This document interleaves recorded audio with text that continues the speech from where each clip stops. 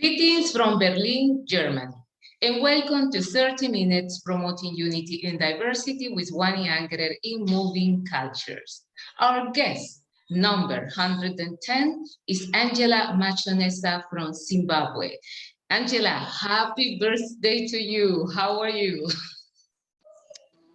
I'm very fine, Wani. Thank you so much for having me. This is my first interview at 37.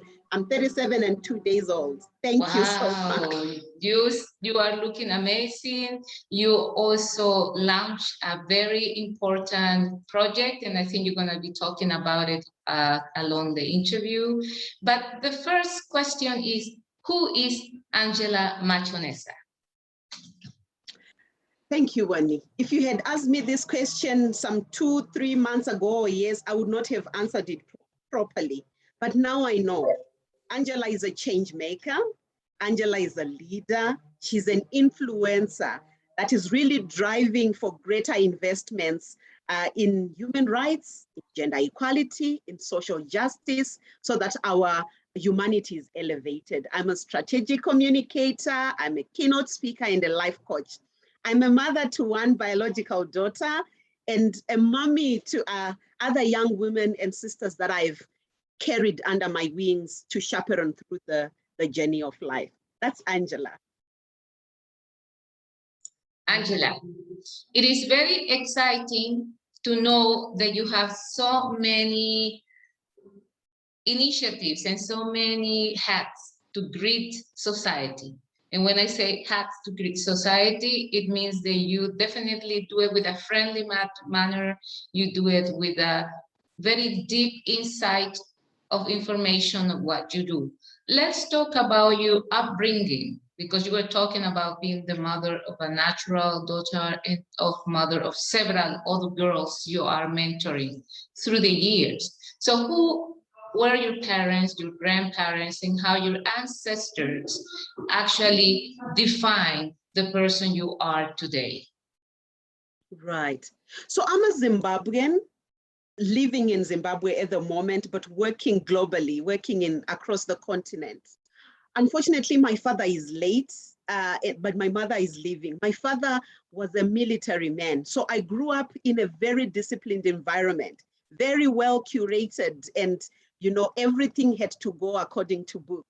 And I've seen that really manifest in my life, the discipline, the military nature, in the way that I really speak out, stand out, and sit up in spaces where I want things to be done.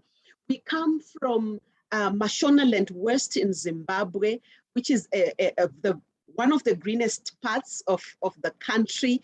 We are an agricultural-based family, and I have carried that legacy even in my life, where I really love seeing things being seeded, they germinate, and they produce fruit. And I've really taken that as a symbolism of my life, that I need to seed something in one's life. I need to nurture and see it breed fruit, and I need to see people enjoy those fruits in their lives. So you will find that in my life, I live each day with passion. I live each day with mastery. I live each day with individual worth and integrity. I try as much as possible to sit in the council of better than me networks, people who can also pour and water and nurture me, so that I'm able to stand confident with optimism and also inspire the world in return. Angela, Zimbabwe is characterized for the diversity of tribes and also of traditions. Let's talk about how these ancestral traditions are also being a landmark in your persona. Oh, Zimbabwe is a rich place of a diversity of tribes, and sometimes we don't talk about it because people only know the Shona and the Ndebele, but we have the Zezurus, the Karangas, and sometimes their diversity is in their art form. It's in their way that they engage in homesteads, in households. It's in their food, it's in their music, it's in their dance. And we have these traditional events that we have, and we bring and consolidate these traditional art forms. And you see, all that Zimbabweans are trying to push for is love, is unity, is almost like an embracing kind of culture. If you were to come to Zimbabwe today, which I know you have stayed here, you have been here, we are a welcoming people. The Ubuntu, you are who you are because of me, you are who you are because of the community around you, is one aspect that we really embody. We are a very peaceful nation. We are a very resilient people.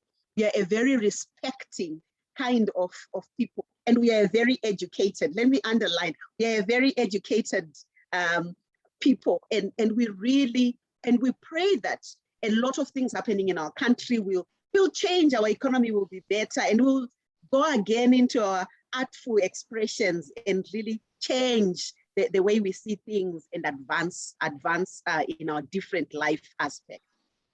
You are a women's rights advocate and activist. What can you talk to us about that side of your life? Like I said in my introduction, I'm an influencer and a change maker. I'm currently serving as the head of influencing and strategic communications for Plan International. And I have this 15 years of experience in international development and humanitarianism. And I am driving an ambitious, positive outcomes agenda for girls and gender equality. I know that girls in a lot of spaces, they are undermined, they are undervalued, they are underestimated, they are invisible. And my role is calling it out and calling time out for girls' equality, as well as just time out for inequality. So I am one of the front runners of the Girls Get Equal campaign. And it's a successor to the Because I'm a Girl campaign. You remember we sang in Harare, don't put me down because I'm a girl. Yes, in this campaign, we want to make sure that every girl, every young woman has power over their own lives and can shape the world around them. A world free of discrimination, harassment, and violence.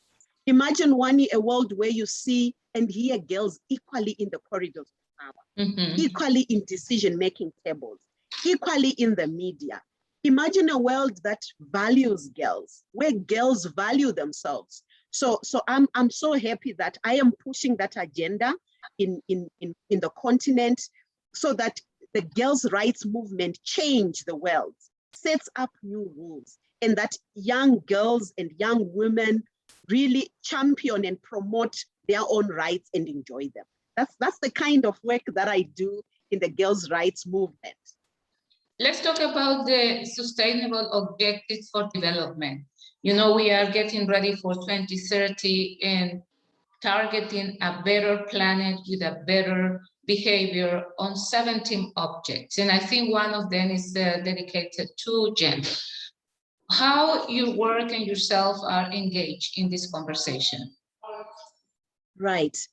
What we have really understood as people within the gender equality movement is that each of those goals, the 17 goals, cannot be adequately realized without promoting gender equality. We cannot ensure a positive outcome for the world when half of its population, which are women, have untapped resources, potential, and are invisible.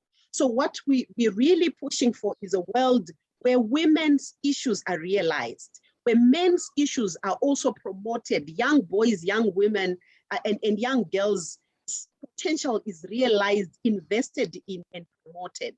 We realize that we can't do this alone. We have to work in intricate partnerships.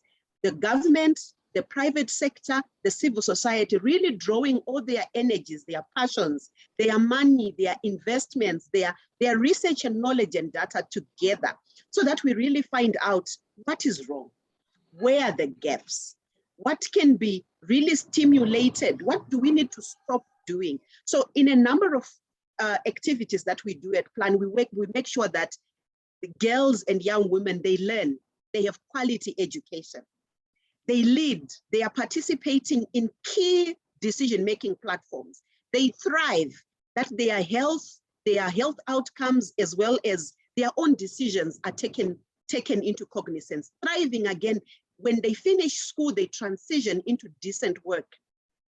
and that, you know, they are just an important element of community, and that decisions are not made on their behalf. That way, we really feel we can then achieve 2030 goals. We also realize that climate change is really coming as a barrier, as an obstacle, and as one challenge that will affect not only the future generations, it's already affecting us now.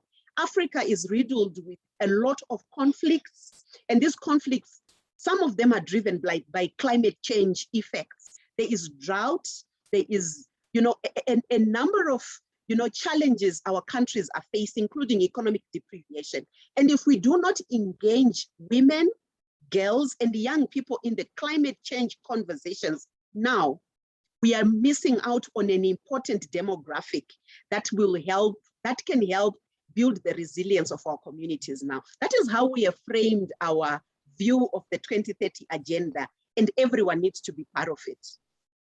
It's almost 8 years, you know, that we have to make these 17 goals a reality.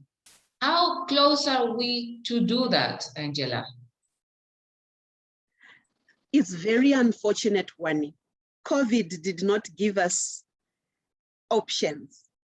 COVID drew us a lot more back to some of the gains that we had made and the momentum that we had made, the slight momentum that we had made on getting to the 2030 agendas. The targets under the 2030 agenda, we are far too much away and drawn out to achieving them.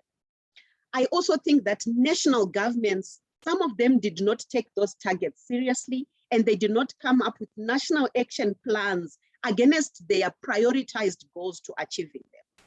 But hope is not lost. We have philanthropists in Africa and around the world. We have a good number of people who are quite wealthy that can help build this momentum. We have a youth dividend, a youth group of young, passionate, energized, intelligent, learned young people who can come in the fold and really help catalyze the speed on the 2030 goals. But it needs an enabling environment. We need peace in the continent. We need peace in our countries to be able to stimulate the kind of, you know, working together, the kind of, this is our agenda, the kind of, this is our agenda that we own, that belongs to us. We need sustained funding. Yeah, it could be domestic revenue generation in countries so that governments are able to respond to the social service needs of their citizens. But we also really need the well-to-do governments to meet their jurisdictions, to meet their obligations, and also support in scaling up, you know, the 2030 agenda. We also need research and innovation. We are in a well-digitalized, globalized community and world. Some of the things, they just need a good spark of innovation, startup funding, so that we scale up the pace. But finally, and I want to underline this, we need the participation, the genuine participation of young women and women in general, because sometimes the conversations around the 2030 agenda are held in high-level meetings and rooms that really remove the realities on the ground. 2030 agenda is happening in my home, is happening in my community, in my village. That's where the results should be seen. So do not ignore the voices, do not ignore the concerns of people that are walking the journey. We need to really get all the voices on the table. I was actually going to ask you what the role of civil society in the Agenda 2030 is. Can you elaborate a little bit more about that? The role of civil society is very critical. Our general role as civil society always is to be the watchdog. We are the watchdog of the state, we are the watchdog of the market, so that the state, you know, promotes its redistributive power, is ensuring that, you know, citizens are well catered for. We are also supposed to be watching the market so that even as they promote their profits, their profit sharing and their profit accumulation, they are not excessively affecting the day-to-day lives of general citizens. Our role is to speak truth to power. Our role is to bring evidence on the table on who exactly is affected by an absence of a policy, an absence of a well-implemented policy framework, an absence of commitment. Our role is to convene different stakeholders, to sit them on the table, present that evidence, and really show the cost benefit analysis of doing or not doing certain actions. Our role also is to motivate. We need to motivate governments and markets to really respond to the needs of citizens. But we also need to do, I think this is one effect that NGOs forget. We cannot just continue speaking and advocating and asking why. Our role is also to show the way. Our role is to build program frameworks and theories of change and interventions that shows what good looks like. So in our education programs, in our child engagement programs, in our climate change programs, in our women empowerment programs, we really need to show different stakeholders that this is the result we are aiming for. This is the pathway that we need to move. And these are the reasons why, and this is how we measure. We measure and evaluate the results. So we take different roles, but all of it should be yielding towards positive outcomes at all levels, from the household to community to national, continentally, and universally. My last point on this is our role as civil society is to come together, is to move away from our individualistic kind of view, our competitive nature against each other, our pulling each other agency down syndrome, and come and see the world as one global village that we are all emulating and building resilience on. So we really need to come together from all our different aspects of engagement and interests, and then come to the table and say what really pushes the button so that we serve this community that we always say in our mission statements, we are here to elevate humanity. Yeah.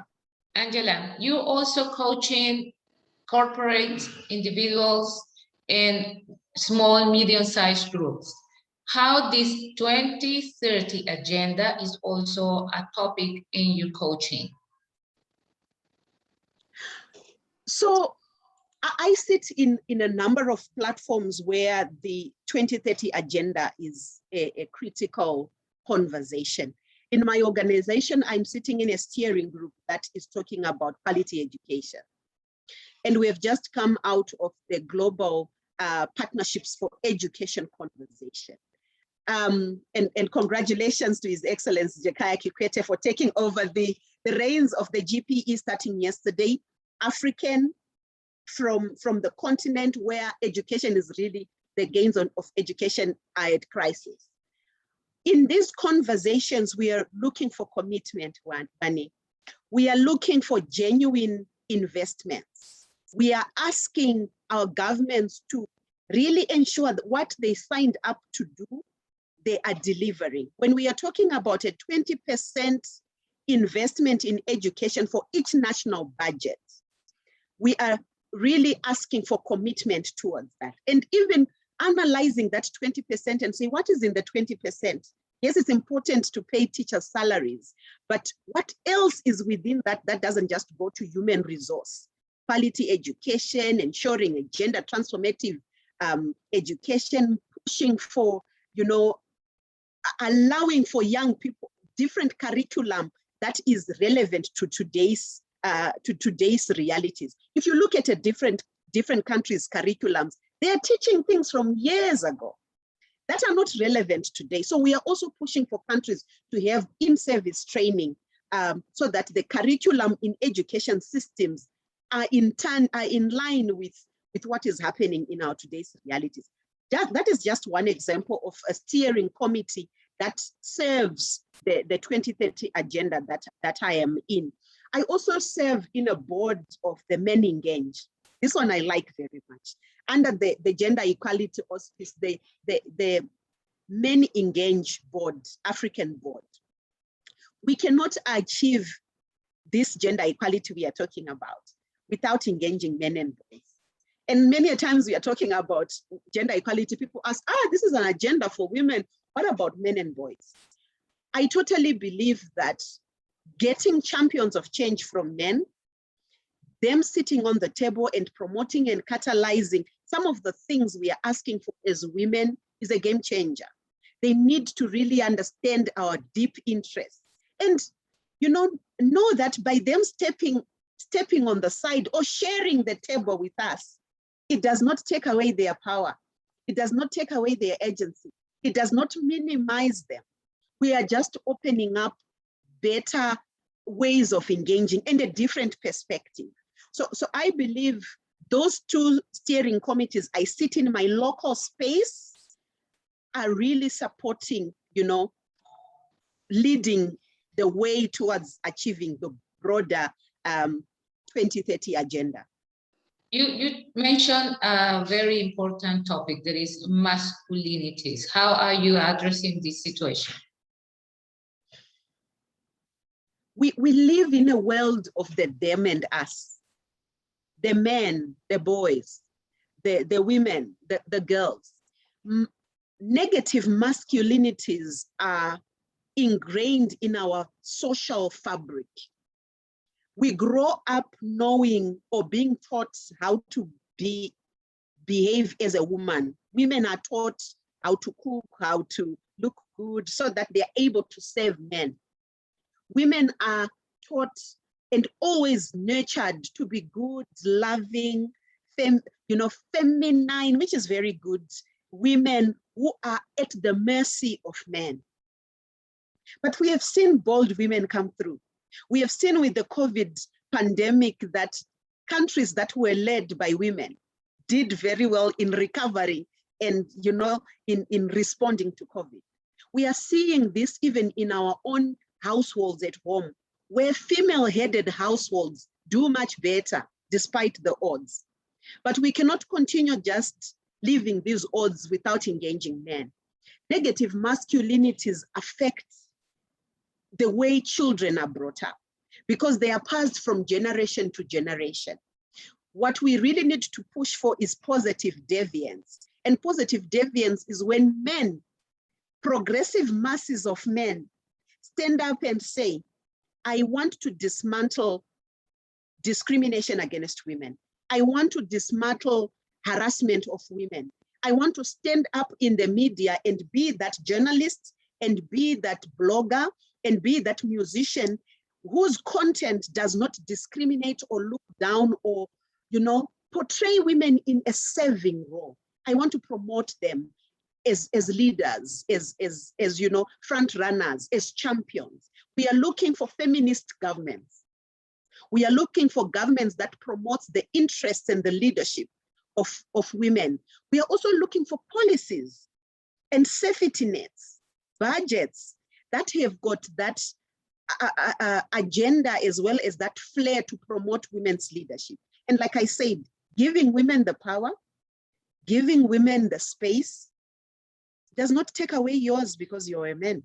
We are just sharing the space. So we just need to dismantle these negative masculinities. In any case, gender equality is smart economics. Countries that, yes. You just mentioned space. Let's talk about safe space and mental health issues in society. They come, like you mentioned, at the moment at a critical point due to the health crisis. What can you tell us about that? I think, again, I'll revert to COVID period, because within COVID, we started to see some of the things we don't talk more about, mental health. We started to see entrenched domestic violence. We started to see that home is not safe. COVID restrictions and lockdown painted a picture that being at home is not safe. We see a number of workforce going into the workplace, of course, to earn livelihoods, but some of them are running away from the challenges that are in the home front. And we need to confront that. As a community, shame on us, Wani.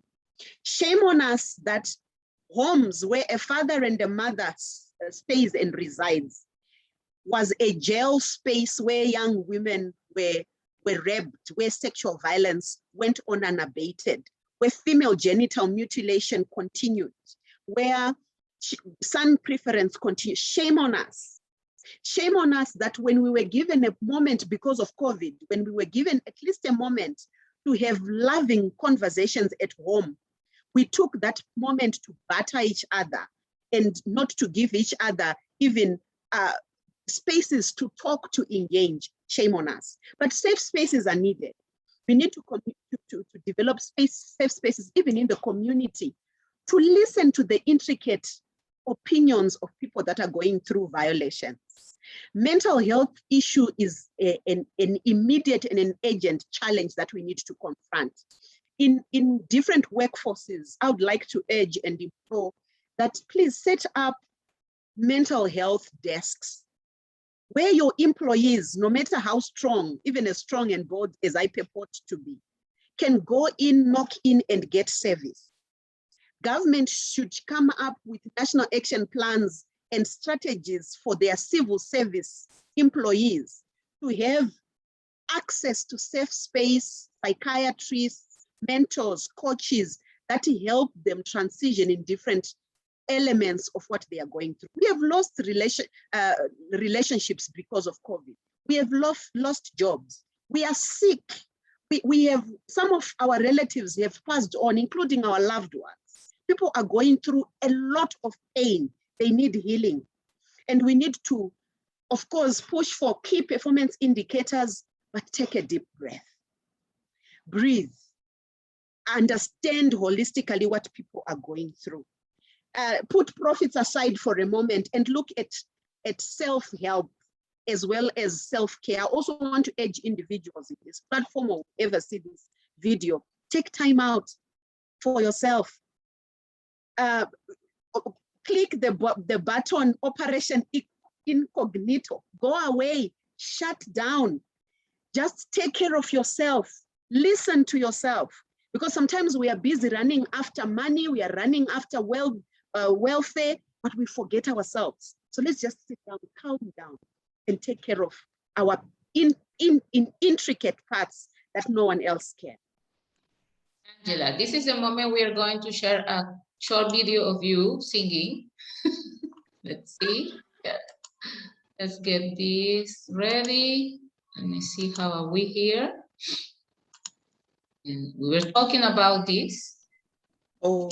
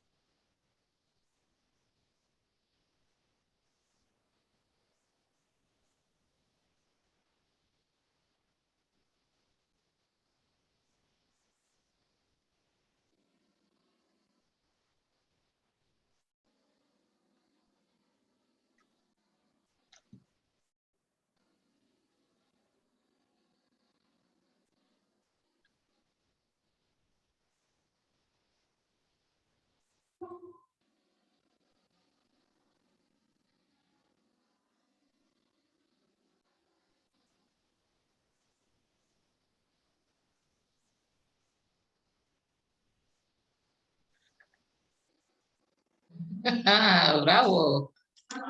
Wait, let's get out of here. Just a moment, Angela.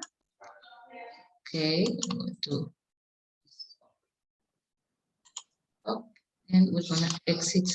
Just a moment. Here we go. Angela. Oh, beautiful. We already reached the 30 minutes of Angela Machonesa. Beautiful. Beautiful. We are very, very happy that you have the opportunity to share with us your opinions, your point of view, and also your passion for humanity, Angela. Please keep shining, and Thank you. looking forward to see you in the near future. Okay? Bye-bye. Thank you, Wani. Bye-bye. Ciao.